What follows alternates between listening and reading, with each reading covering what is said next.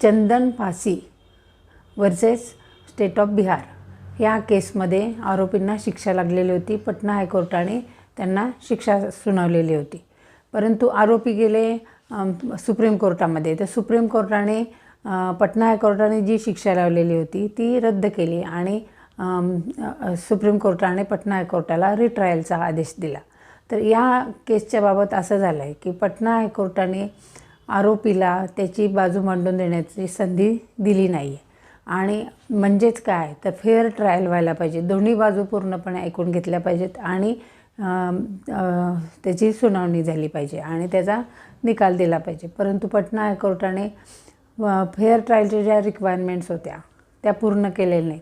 की समजा आरोपीला त्याला विचारलं की तुला गुन्हा कबूल आहे का आणि त्याने नाकारला, तर त्याला त्याची बाजू मांडून देण्याचा पूर्ण संधी दिली पाहिजे। मग तो वकिलामार्फत मांडू शकतो की स्वतःही मांडू शकतो किंवा साक्षीदारांच्या तर्फेही तो त्याची बाजू मांडू शकतो। परंतु पटना हायकोर्टाने त्याला अशी जी फेअर ट्रायलची जी रिक्वायरमेंट आहे ती दिली नसल्यामुळे सुप्रीम कोर्टाने पटना हायकोर्टाला असा आदेश दिलेला आहे की